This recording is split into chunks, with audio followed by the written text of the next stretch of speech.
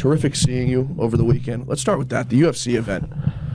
The reaction to President Trump, the people seeing President Trump. It was like something I've never seen before. I've been to a lot of sporting events. You probably have. Have you ever seen anything like it? I haven't, and it was President Trump, Elon Musk, the Secretary of State, the Director of National Intelligence, the FBI Director, the HHS Secretary. You could have a cabinet meeting at fight night, which was just super cool to see. Yeah, and the rousing applause for all of them. It wasn't, I didn't hear a boo. I'm sure you didn't hear a boo. Not that you'd be able to hear a boo, but it was just unbelievable. And President Trump, another one like you, makes himself so readily available. Doesn't hide from anything. This weekend, he released his medical results for his yearly medical. I mean, the man's as healthy as a bull. How the hell does he do it? Honestly, I think Trump needs to be at some point before he passes on to the next life cryogenically frozen and studied for generations. We do this gain-of-function freak medical research to build superviruses, but if we could do some sort of medical research on how a man is able to have the energy of a 50-year-old at 80, is able to have perfect health, is able to beat coronavirus simply by staring at it long enough, can go on 3 hours of sleep, can eat nothing but McDonald's cheeseburgers and Diet Cokes. He's built different. Yeah, the testing, you're absolutely right. I mean, the Beagle testing, the money they spent, we're going to get into that right now, the USAID money, and all the wasted government money that we're now finding out. It's like you couldn't write the most crazy book in the world, Mike, and the shit that's coming out right now be in it. USAID, I was telling you before we sat down here, USAID has funded just about everybody but you and I.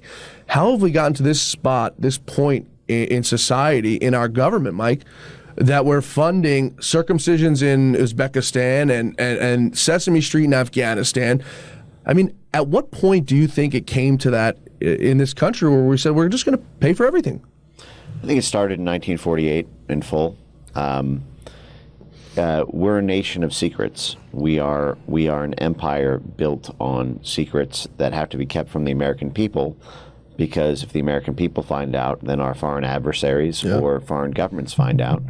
And so in order to maintain the empire that we have acquired through subterfuge and covert action, we need to not just keep our enemies and neutrals disinformed or uninformed. We need to keep the American people as well, so that they don't talk about it or it's not reported in our press, because everybody else in the world reads our press.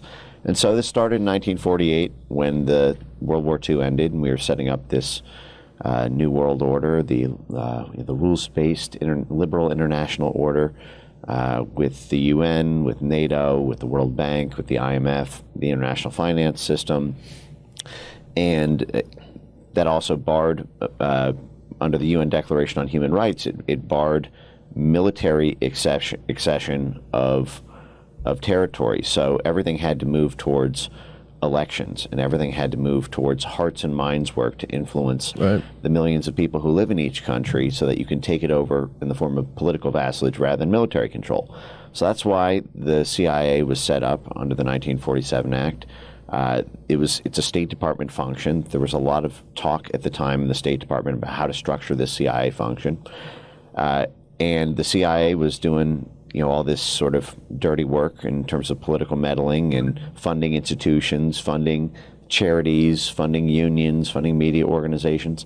They got in a lot of trouble in the 60s and 70s. USAID was created in 61 to be so while CIA was a plausible deniability layer for the State Department, USAID was a plausible deniability layer for the CIA. And then that spandreled out. In 1983, the National Endowment for Democracy was created, which was a plausible deniability layer for USAID.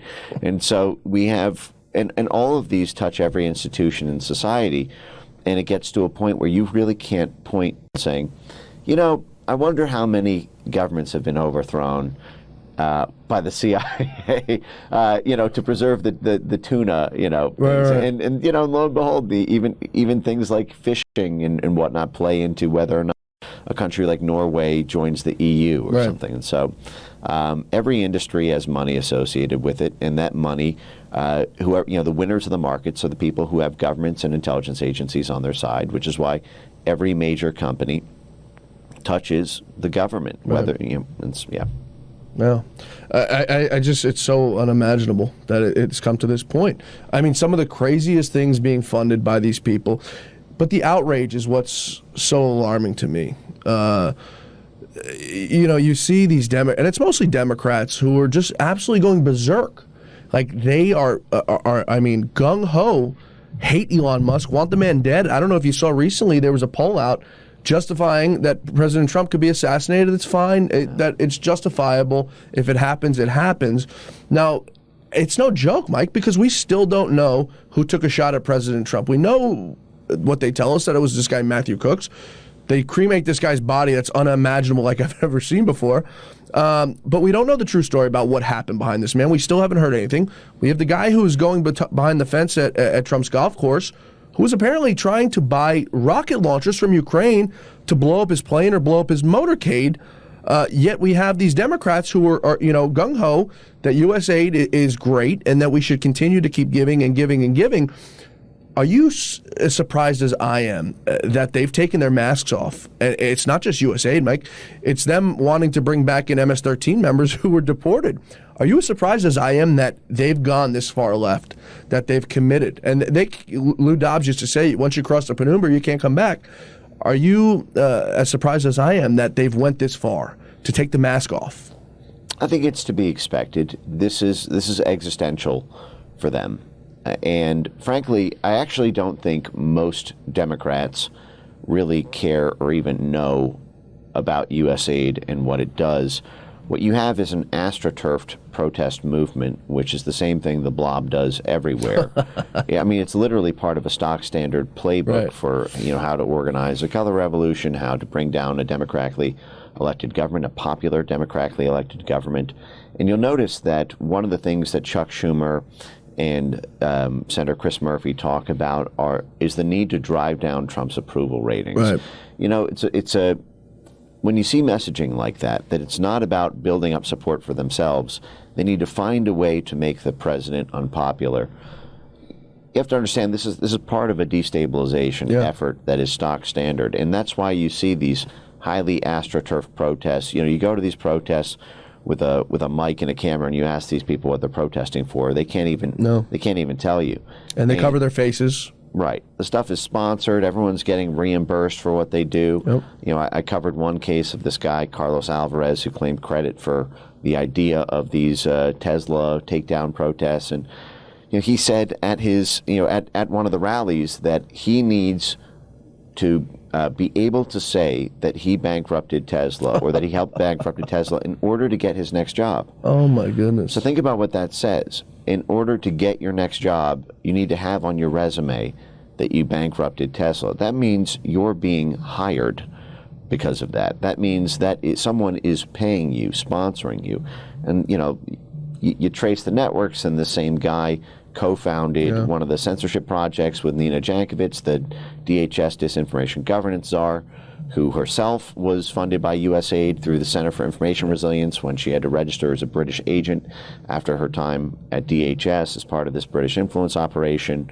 Her name was in the Integrity Initiative files, which was another British intelligence busted operation from 2015 to 2019. She had worked for NDI, the National Democratic Institute, which is the DNC branch of the CIA. And what was this woman's name? Nina Jankovic. Nina Jankovic. Yeah, what I'm trying to say is this is all the same foreign policy establishment who's astroturfing domestic disturbances in order to try to topple the government, which is their paid vocation, their professional set of skills doing around the world on USAID dime.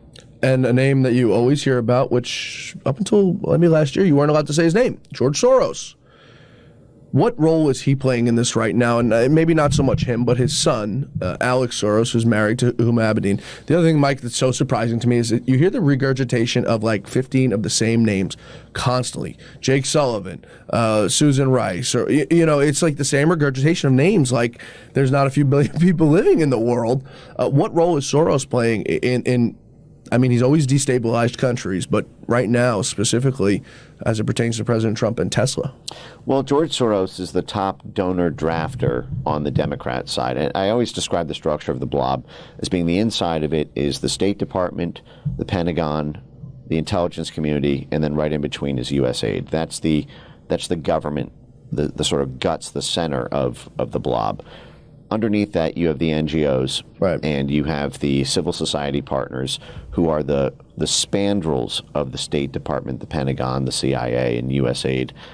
That sort of like tree roots tentacle out into the world, tens of thousands of them, hundreds of thousands of them. On top of the government side of the blob is the donor drafter class, and by donor drafter I mean these are very high net worth individuals or multinational corporations or hedge funds, right, that donate into the political campaigns of the and therefore get access to personnel to determine who is actually running CIA, who is actually running state, who is actually running Pentagon, who's actually running USAID, because that's basically the deal that you make with donors is they pay you a lot of money, they get a say over how you staff your the agencies, and personnel is policy. So it's not really about what you run on. It's about who is actually at the agency doing what they do. And I call them donor drafters because you can think of it like a bike race.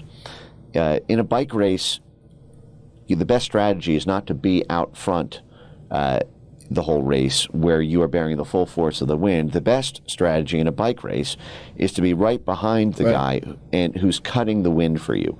And so what you have in this donor drafter class are people who co-invest with USAID, co-invest with the State Department in all of their operations. They also pay for the political campaigns, and then their own personal interests draft off of the battering ram of what state and CIA and USAID and Pentagon do. So, for example, ExxonMobil will make political contributions to a particular candidate. Right. They will get a say over, for example, Rex Tillerson was the Secretary of State for Donald Trump.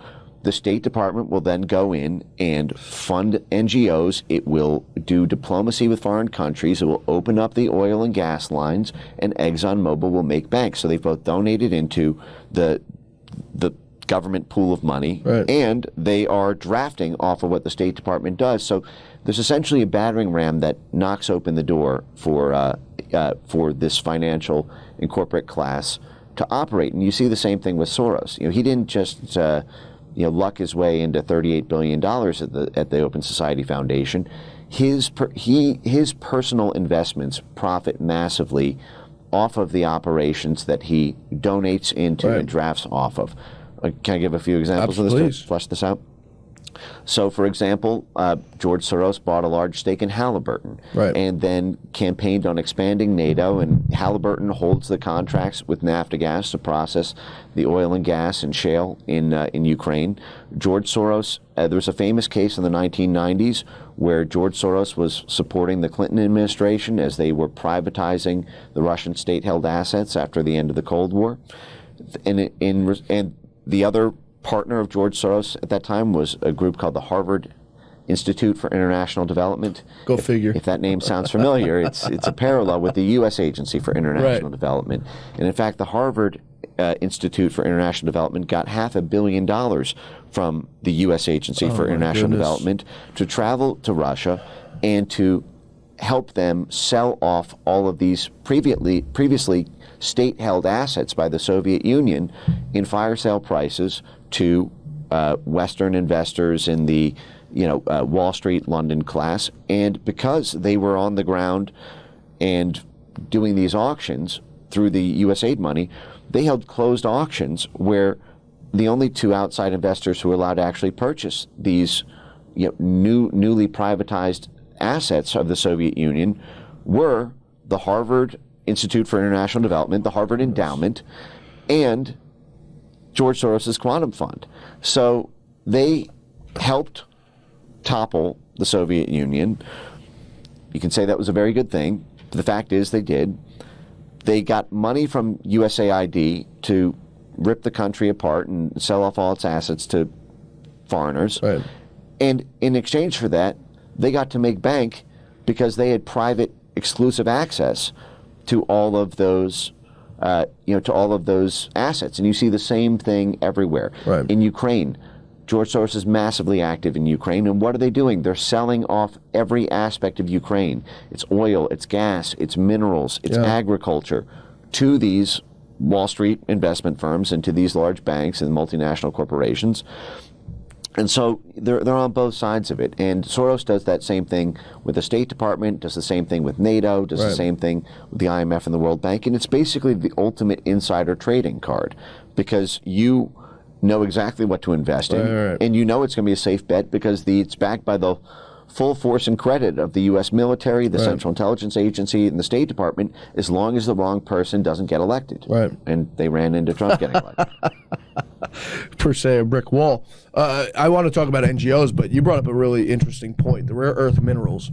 I'm convinced, Mike, that the reason Vladimir Zelensky made that whole little scene, and it's being reported places, in the White House and stormed off without signing anything, is because he's already sold off his rare earth minerals to, I think they said England was one of the places.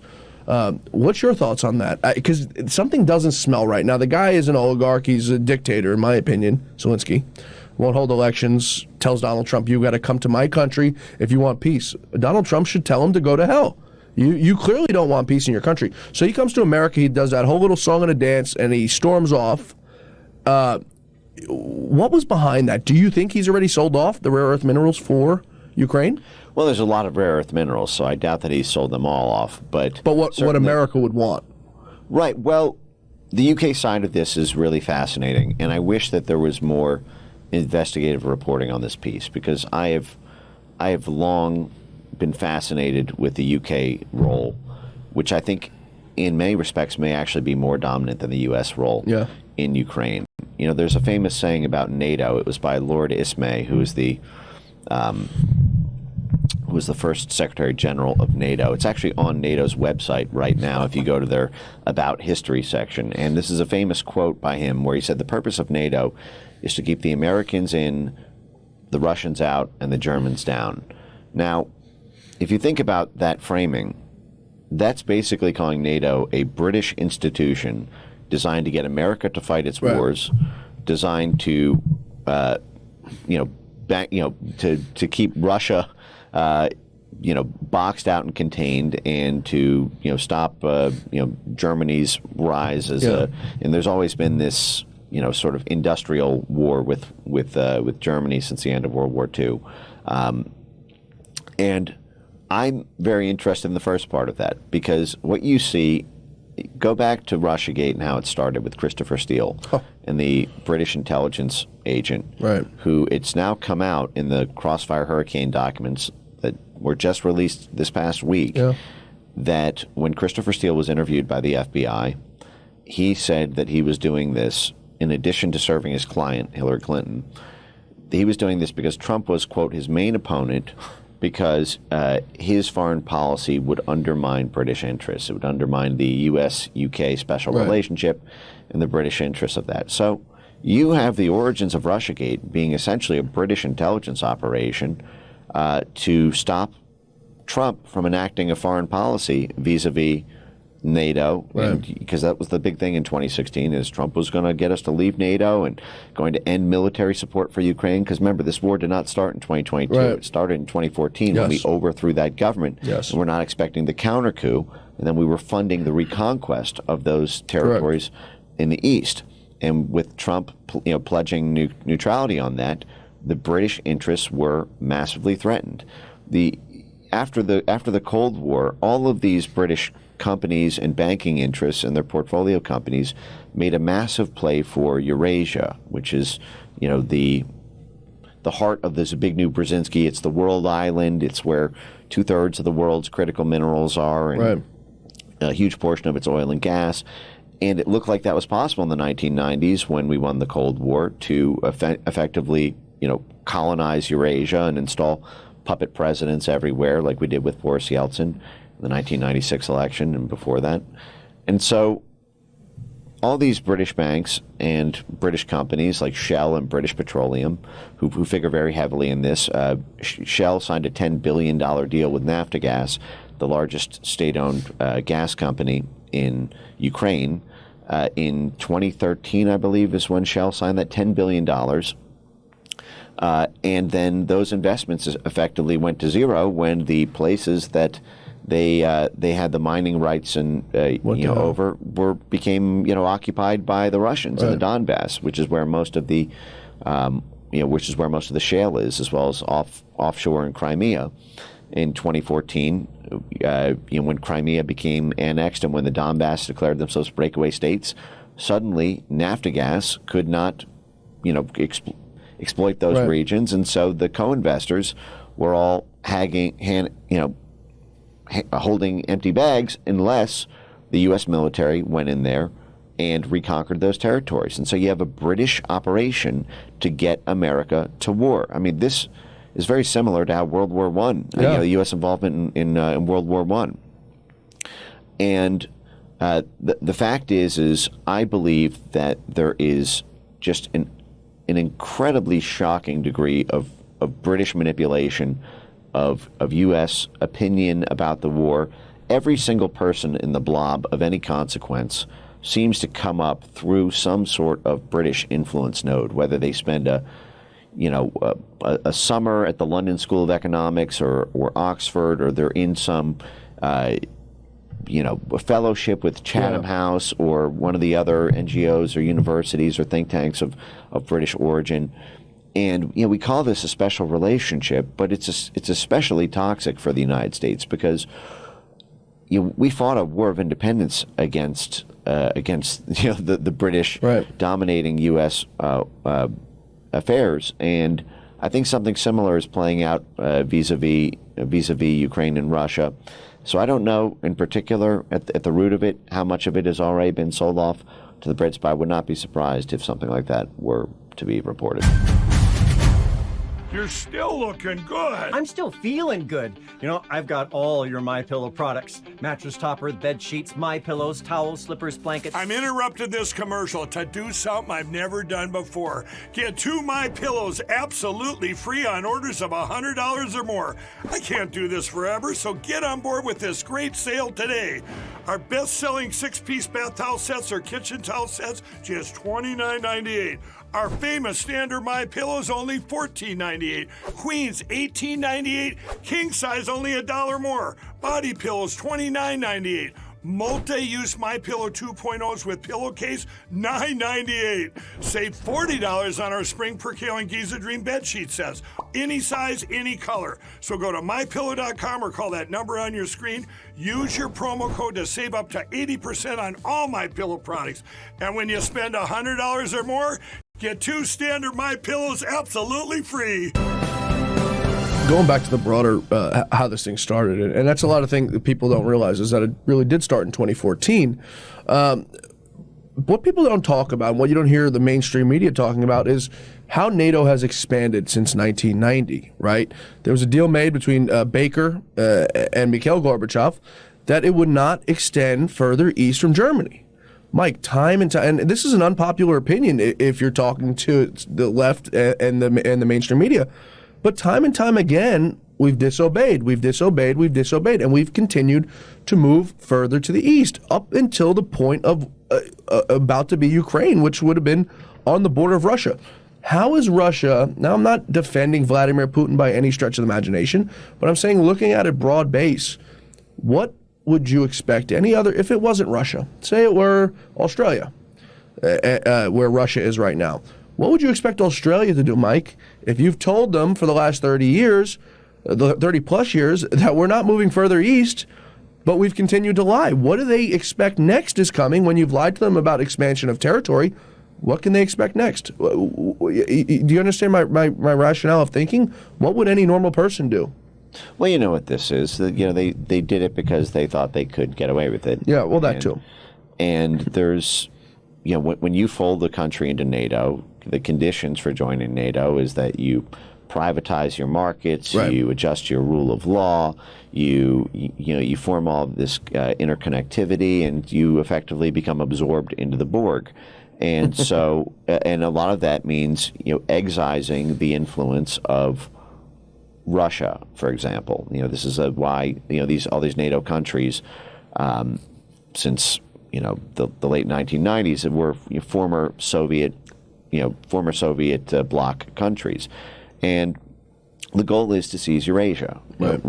Russia itself sits on $75 trillion worth of natural resources, the most of any country in the world by far. It's all underexploited. But all it takes is, if you can have a puppet president in there, and you can regime change it, and you can continue the work that was done in the 1990s under Yeltsin, that would make the U.S. and U.K.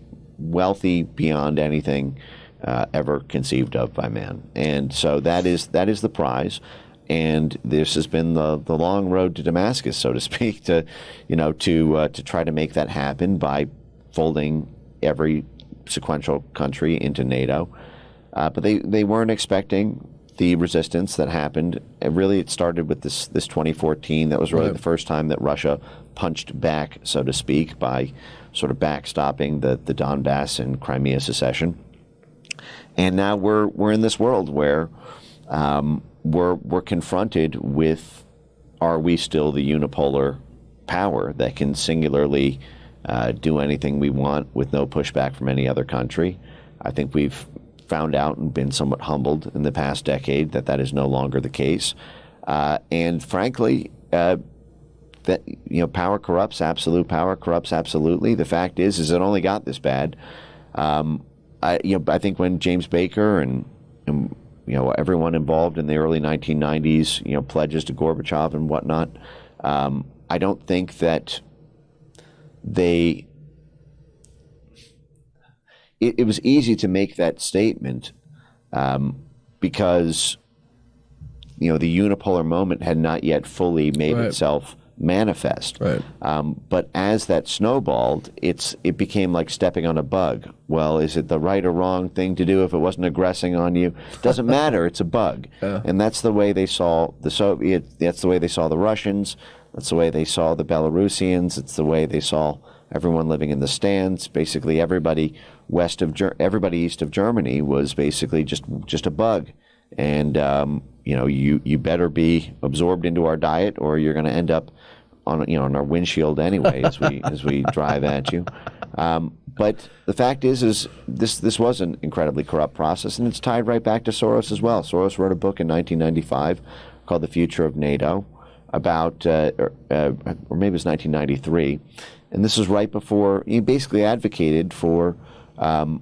Remember, NATO never fired a bullet. Until 1995. Right. They formed in 1949. They went 46 years as a defensive alliance without ever having to fire a bullet in defense. The first kinetic action they took was offensive action. That's all they've ever done. And so the fact is NATO obviously should have gone away after the Cold War. It was set up specifically for that. Mm-hmm. They hemmed and hawed and said, actually, well, while we've got this gigantic transatlantic military force set up, let's use it to be the battering ram of empire acquisition. And that's all it's been from Iraq to Afghanistan to Libya to Yugoslavia. But the fact is it's if other countries have power and agency, there's probably nothing more offensive and existential and consequential than a rival military threatening to kill you. Yeah. And we've unleashed this, and I think Trump is trying to redraw the alliance map. There's no reason that we can't be allies with a lot of our adversaries. And restore trade relations and have prosperity for all. The only people who lose from that are the multinational corporations who have bet on those adversarial relationships, netting them resources or deals, and the defense contractors who were a huge part of the lobbying force for the expansion of NATO. an incredible set of contemporaneous reporting that was dug up by Kaneko the Great on X. He's that just, great. Yeah, it just He's goes terrific. through just reel after reel of how all the Raytheon, Lockheed Yep. Martin, Boeing, and they were just lobbying, spending hundreds of millions of dollars on Congress to authorize and course. support NATO expansion. And that's what we're up against now, and we'll see if we can pull off peace. Think about how many corporations, the good corporations too, by good I mean bad, that would go out of business if we had world peace and we'd lived by a message that you just relayed. I want to take a trip east now to China. By the way, going back to Russia real quick, I say it all the time. Think about how nice it would be if we could normalize relations with them and have trade, like you said. There would essentially be world peace because now China and Russia are separated. Iran doesn't make a move. North Korea, I don't think they'll ever make a move, but they don't make a move. So if you can normalize relations with Russia, think about the world peace it would create. So now speaking of China, I mean, Xi Jinping is losing it. I think he's losing his country. He's losing his people. They rely heavily on coal imported. They rely on food. They can't self-sustain, right? They need the rest of the world to keep them going. But they've run into a hacksaw right now, and that hacksaw is Donald Trump. Xi Jinping, like I said, I think is losing his mind. Corporations are going to start to leave. You've seen NVIDIA today comes out and says they're going to start building these super chips here in America. Mike, I didn't think I'd ever see the day that we'd hear. Now, we'll wait and see if it happens, but even hear those words that we'll be able to do that. You see ships sitting in Beijing right now, over in China, that are docked because we've canceled orders. I think what Donald Trump is doing is excellent. I think he should go as hard as he possibly could. I don't necessarily agree with lifting the tariff ban on phones and computers. I think China needs to feel the wrath 100% and feel the pain 100% for them to realize that we're not the walking pattern anymore. We're not the doormat anymore. How do you think this plays out now, short term, over the next few weeks to months to years? What the ball's in China's court? What do they do? The alliance map is being redrawn right now. For sure. And I do believe that the scale of Chinese influence on our Congress, on our sort of shadow cabinet right now, is still something that's not really made clear to the American public in the way that it needs to be. I mean, when you look at the China relationships with the First Family and the Biden administration, Yeah. and Hunter Biden having the head of Chinese intelligence as a client and getting $10 million, from these, various consulting and brokering deals, selling off LNG ports to Chinese investors and working closely with Chinese energy companies. And you look at something like the Bush-China Foundation, which I believe was Neil Bush. This was set up right as Trump had won the 2016 election. The Bush-China Foundation is a parallel track diplomacy for high-level GOP officials to have dual-track diplomacy with the CCP and to further business entanglements with China. And it was set up explicitly to counter the elected president's, hawkish position towards China. Right. And this is because the GOP was the big business party that was its way of, the Democrats had Hollywood, media, universities, unions, and basically the Republicans had the energy companies, the defense contractors, and the Chamber of Commerce, the big business companies, and that was always sort of what kept parity between the two sides.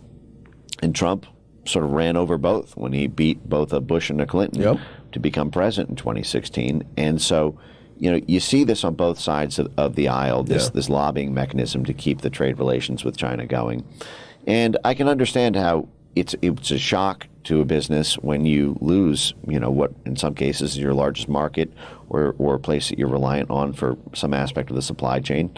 But the fact is we had a heartland in this country, and it was carved up, and it was carved up in large part because the multinational corporations here in the U.S., which were the pride and joy of American economic dominance, the middle class miracle in the 20th century, it was all carved up and hollowed out when multinational corporations who have no allegiance to the U.S., they're multinational, and use this sort of Milton Friedman-esque maximize total shareholder value. It doesn't matter what's good for the country. What matters is what's good for the shareholders. Yeah. And what's good for the shareholders is cheap labor from China, is putting our factories in China, and so there go the factories, there go the jobs, and then there go all of the towns and all of the buildings and all the life that you've set up in the middle of our country. And so obviously the purpose of this tariff war is to try to force, onshoring and of those, to try to bring back the American manufacturing miracle. It's amazing, as you mentioned. NVIDIA is now pledging $500 billion worth of investment, and we've seen a lot of other countries do this. But the fact is in terms of how China will respond, a lot of this is going to depend on what happens in Ukraine vis-a-vis Russia, because just like you said, there's no reason that we can't be allies with Russia against China. In fact, the Blob's maximum pressure campaign on Russia drove Russia into an alliance with China. Yes. Russia, the whole plan with Burisma and NAFTA gas and this Grand Ukraine energy play that I talk about to bankrupt Russia because its major export is energy, oil and gas, and its largest market coming into the war and coming into 2014 was Europe. The whole plan was if you can get rid of their exports to Europe, you kill the Russian economy. They can no longer fund a war machine. They'll be sitting ducks. We will fund a revolution within the country to topple their government. They'll have no money to fight back against us. And then, boom, we win Eurasia. Risk game is over. Right. The problem is we cut Russia off of Europe. And what do? They built something called the Power of Siberia 2 pipeline. We blew up the Nord Stream pipeline. No, we didn't do that. I'm sorry. Ukrainian intelligence. I heard if you saw Scott Bessent with Tucker Carlson, and Tucker goes, "Yeah, we blew up the Nord Stream," and Scott Bessent keeps talking, and Tucker goes, "Yeah, we blew up and Scott Bessent just starts laughing. I mean, how much more obvious could it have been, Mike? Oh no! I mean, I saw it coming a mile away. They were talking about doing this in 2015 or 2018, I guess, with the Skripal poisoning in the UK. And I found the Integrity Initiative documents that showed a British plan to parlay the Skripal poisoning into a way to shut down the Nord Stream pipeline. And I thought one of these things is not like the other, and this is a long time coming on that. But the fact is that was supposed to bankrupt Russia when we did that. Instead, now China gets all the cheap gas instead of Europe, and not only that, I believe one of the main tactical issues that the Trump admin has to thread here is the EU-China relationship. Right. Because this could be very, very nasty. If a new alliance map is drawn where the U.S. becomes closer to Russia, but the EU becomes closer to China, that would be a massive problem. You don't want to lose Europe on the way to patching this up. The problem is the EU blob is wholly invested in the Seize Eurasia policy against Russia. Right. And so we're running into that on the NATO side. We're running into that on the British statecraft side, and in the French, have just arrested Marine Le Pen, who was up by something like 11 points in the early opinion polls for 2027. She's now banned from running there. She was running on removing France from the integrated military command of NATO, just like Charles de Gaulle did before he was the plots against him. And so, Europe also is passing these censorship laws that are just devastating to U.S. social media companies here in the U.S., affecting U.S. citizens. But Mike, I'm sorry, I don't mean to cut you off. The craziest part about it all is we set the stage for all of this. America set the stage for the censorship back here in 2016, 2020, when Donald Trump was deplatformed. We set the stage for arresting our political opponents in 2023 when Donald Trump was indicted 150 million times, faced 700 years in jail. Isn't that so sad to see that the greatest country for freedom, set the stage to arrest political opponents, to not run, to censor people on social media and arrest them? Isn't that sick and sad as an American to be sitting here talking about it? Of course, although we set that stage actually in Central and Eastern Europe before we brought it to Trump in 2016. So that sort of gets to this transatlantic nature of the blob that you have. It was censorship came to the U.S. in 2016 and afterwards because of the hybrid warfare doctrine that NATO had created after the 2014 Crimea disaster and the Donbass breakaways. This hybrid warfare was this new NATO concept that the nature of war had changed, and that it's all about hearts and minds and the media, and so the military has to play an active role in controlling the media and social media in order to win elections, to stop pro-Russian candidates from winning. And then they brought that to Western Europe when Brexit happened in June 2016. Then they brought it home to the U.S. When Trump won in 2016, and you see the same thing with the lawfare. I mean, Norm Eisen who's the main legal hatchet man against Trump here in the U.S.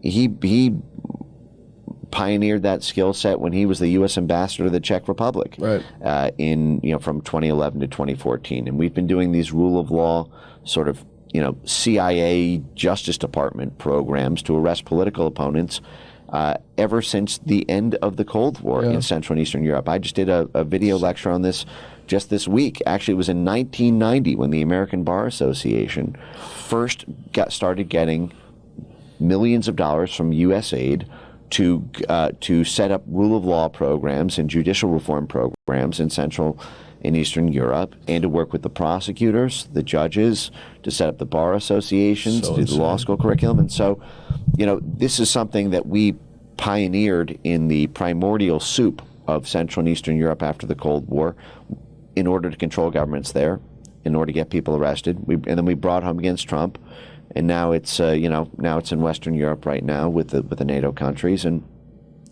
the fact is the first step to all of this is killing the funding and starving out the networks, and we'll see how much success can be done there. Yeah, it's truly sick. I hear every day about the products you all wish MyPillow carried. Well, guess what? We probably do. Slippers, bathrobes, pet beds, blankets, mattresses, sleepwear, loungewear, duvets, comforters, pot holders, aprons, oven mitts, and so much more. And they're all on sale. For example, get our best-selling standard MyPillows for only $14.98. Body pillows, $29.98. 6-piece bath towels or kitchen towel sets, just $29.98. Multi-use MyPillow 2.0s with pillowcase, $9.98. Save $40 on our Spring Percale and Giza Dream bed sheet sets. Any size, any color, and so much more. So go to MyPillow.com or call the number on your screen. Use your promo code to save up to 80% on all MyPillow products. And I've never done this before. When you spend $100 or more, you're going to get 2 standard MyPillows absolutely free. I know you're short on time, and I appreciate you joining us here today, Mike, and making the trek to come on the show. I want to wrap up with something you perhaps know better than maybe even Donald Trump. Election integrity. Tulsi Gabbard, the DNI, comes out this week and says something that we all knew, but Fox paid a $780 million settlement, handing the keys over to Dominion or Smartmatic. I forgot which one it was. J. Alex Halderman, I don't know if you're familiar with the case down in Georgia. It's Raffensperger. What the heck is it? Anyway, they're suing in Georgia. The case is now dismissed from standing, but it was an 8-year-long case. The trial was a year ago, Mike. They dismissed it just about 2 weeks ago, where J. Alex Halderman went in and hacked an election machine in 30 seconds in front of the judge. They come back now a year after the trial and say, well, it's dismissed for standing. Well, you knew that before, what standing was, before you brought the case and had a trial on it, whatever. But Tulsi Gabbard's out this week now and says that these machines can be hacked. We were told, Mike, for years, Donald Trump's crazy. We're all election deniers, sued, paid lawsuits, still going through litigation. I'm in one of the lawsuits when I worked at Fox, Safford depositions. I'll probably be called as a witness at the trial. I was on the trial list for the last one. They've ruined people's lives. Tucker Carlson was fired. Lou Dobbs was fired. Still being sued. The man's dead. The state's being sued by these companies. But we know that they're vulnerable. What are we to make of this, Mike, now that an election was stolen, Elections will probably be stolen in the future, but the Democrats don't want to go to something very simple as paper ballot. Well, there's a lot of angles to this. Almost all of them are somewhere between disturbing and extremely disturbing. I focus really on the censorship side of it and on the foreign policy side of it, rather than because everyone knew these could be hacked. Yeah. The Democrats were saying that maybe Trump had won because of vulnerabilities in the voting machines, and there was this whole kill chain documentary that was done, and and it was about fears that Trump would win the 2018 midterms because of how insecure the voting machines were.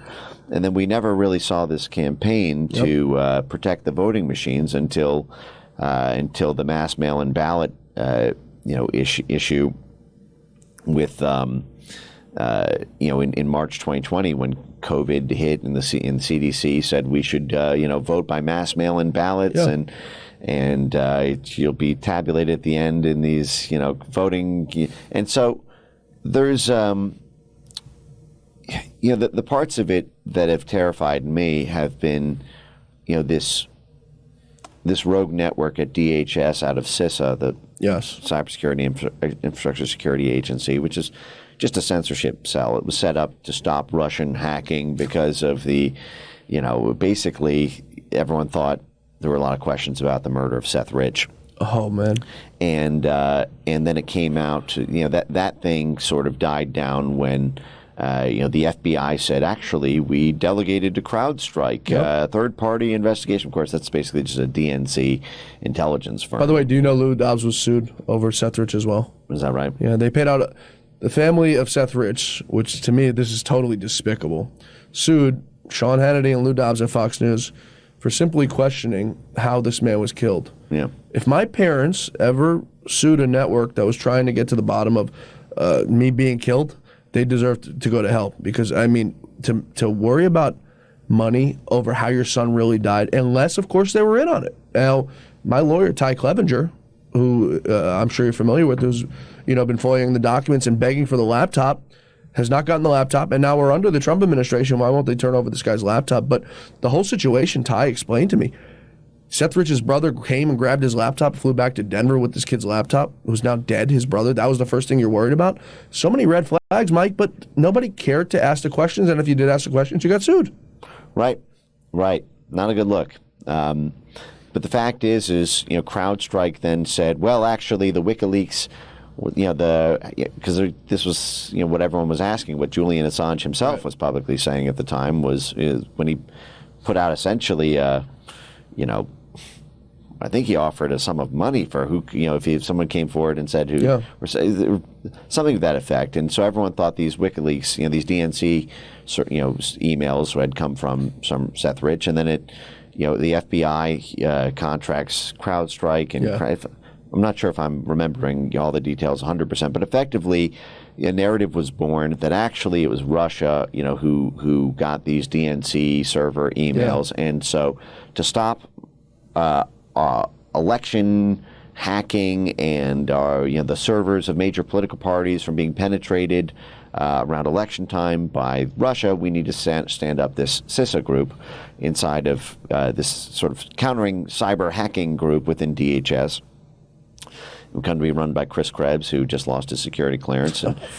But the fact is what you're doing there is you're working with hackers from the CIA and NSA, and to stop hackers, you need to be hackers yourself. And this was set up effectively with a hacking group around election software. They then worked with Dominion and Smartmatic and all of those. They were all folded into these sort of CISA working groups. And then CISA ran a parallel operation, probably the single most extensive government censorship operation at that time that had ever existed in the history of mankind, targeting tens of millions of tweets. The number one the number one category that their web declared as the top misinformation narrative was anything questioning Dominion voting machines. Right. I think in their own files they showed 7.7 million tweets alone that they categorized as misinformation incidents. This is DHS. Yeah. And so they're supposed to be set up to protect us from vulnerabilities in the voting machines. Right. And while they have that peculiar power to, administer the safety software and whatnot, they are censoring, leading this said 120 people just in this one working group, 120 people, full-time censorship work. Money well spent. And so this is like if you're the defendant in a trial, you get to pick the judge and jury. You get to censor, and you get to, not only are you the jury deciding whether or not there is or isn't fraud, Verdict. You're the judge who gets to decide what even gets entered into evidence. And so when you see something like that, you have to switch the burden, and because that structure itself can only exist. I mean, to have that power be held by the same government agency, Right. that it's not. They don't even have the dignity of structuring it as a separate agency where they're working together. Right. It's literally the same very small group of people. And then Chris Krebs came out and said that he hoped that Fox News would be bankrupted by all of this, but then the voting machines play a very strange role in U.S. foreign policy. You look at the State Department and USAID's work with the voting machines, and it's terrifying. Yeah. The way these machines are exported. These are private for-profit companies. These are not even NGOs. These Running guys are our making elections. money for it. Look at what happened in Brazil with Bolsonaro. Right. State Department, CIA, everyone under the Biden administration wanted Bolsonaro out of office. They ran a massive operation to get him out.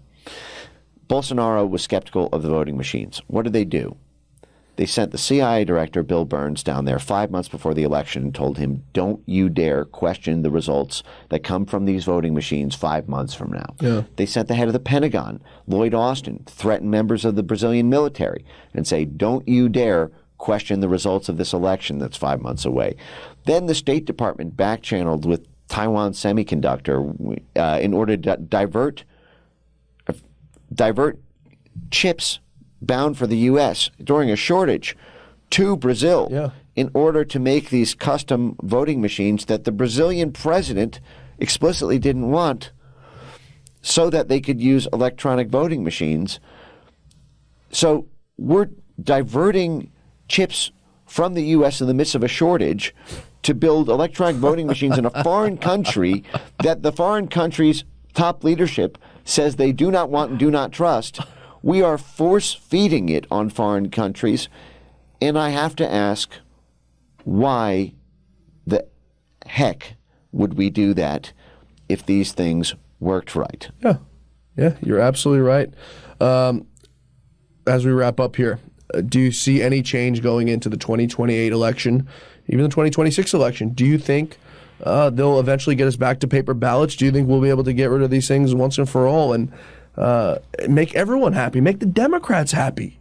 This is, Mike, this is one thing we could all agree on, the left and the right, that we're all against it.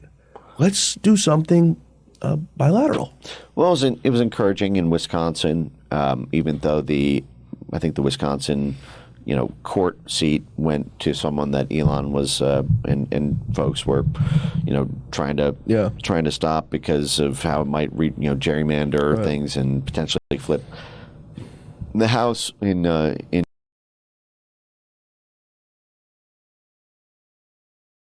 for, I believe it was paper ballots, did pass even in Wisconsin, which is a hard place to win, and so. I think things like that are very encouraging. It's something that, this, we'll see what turns up from.